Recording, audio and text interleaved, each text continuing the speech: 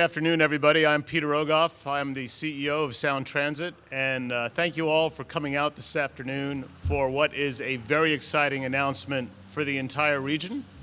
We're very pleased to have with us two outstanding members of our board, Mayor Ed Money. Thank you. Where is Mayor Ed Murray and King County Executive Dow Constantine, our Sound Transit Board Chair. There is a lot of exciting things that are going to happen in this region related to transportation, and one of them is going to be announced this afternoon. The project that you see here behind us has been 7 years in the making. Literally thousands of employees have put in untold number of man hours and women hours to make this project a reality. And once it's open, it's going to truly transform commutes in this corridor, and it's going to help transform this community. So with that, I want to welcome Mayor Ed Murray. Well, thank you, and I'll just leave the pun aside. Welcome to Capitol Hill. Welcome to my neighborhood. This is an exciting year for transit in the city of Seattle. 2016 really is the year of transit. We are completing the largest increase in bus transit in the city since Metro was created in the 1970s. Just this weekend, we opened the First Hill streetcar from Pioneer Square to right here on Capitol Hill, and now we're about to open 2 new light rail stations. We are finally moving this city forward with transit. And with that comes the special announcement from our chair, the man of the hour, who's going to tell us the hour, Dow Constantine. Well, thank you, Mr. Mayor. And, Peter, you're new, so you can't be expected to know everyone's name. It's fine. We just hired Peter a few months ago, and here we are already announcing a dramatic moment, the opening of light rail to the University of Washington. I fully expect this pace to be kept up throughout the years. Every month. As Peter said, it's been more than 7 years since we started construction here. And before that, the Sound Transit Board established the scope, schedule, and budget for this project that will fundamentally change mobility for Seattle and the region. 8 minutes from downtown to the University of Washington.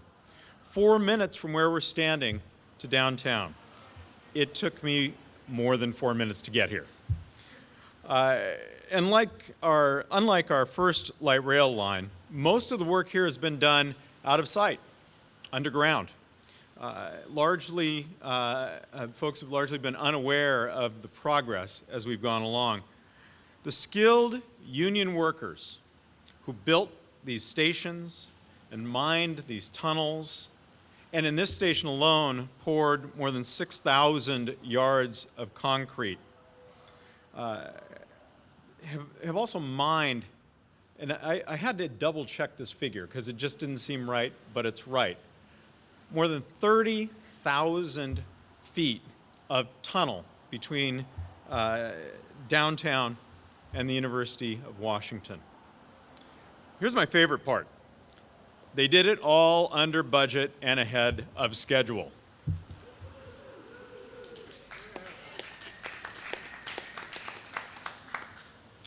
I just want to dwell on that for a moment.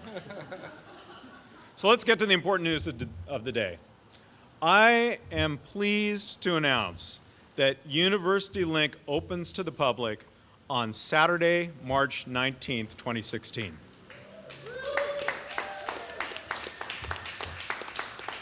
Sound Transit and King County Metro have been planning together for this moment for years.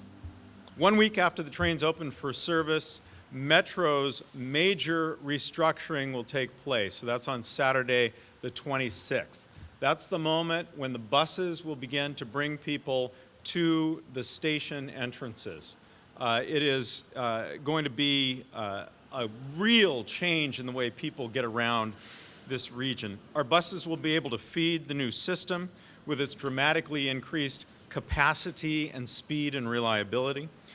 Especially from northeast Seattle, people are going to see a real big increase in the level of service. Opening the train line a week before those major bus changes will give us a running start on the new era of connected bus and train lines. King County, Sound Transit will have more information about the changes coming in the next few weeks. So let's get on to the fun part and kick off this countdown. Mr. Mayor, will you join me? Sure.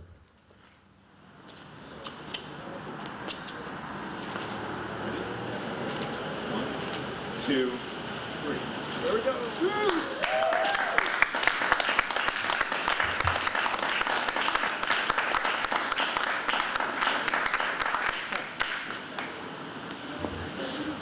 We can just sit here and stare at this for 52 days and 20 minutes. That's great. Thank you all for joining us here today. And in addition to Peter and the two of us, there are other experts from Sound Transit who are available to answer any questions you might have.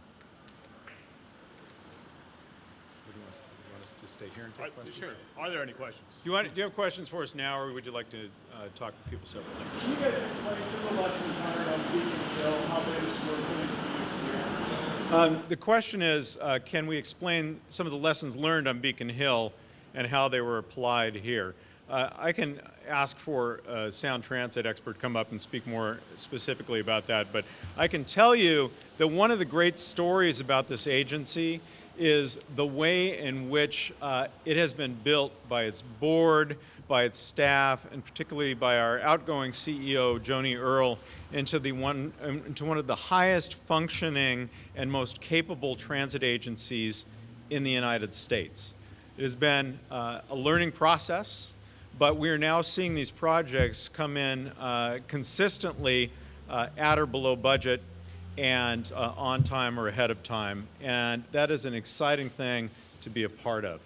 We will get you a direct answer about the application of the Beacon Hill lessons from one of our folks at Sound Transit. The First Hill streetcar opening, you guys were offering free rides. Will there be anything like that for the opening of the U-Link? Well, there'll be, watch out for that gate. Okay, I guess we're stuck.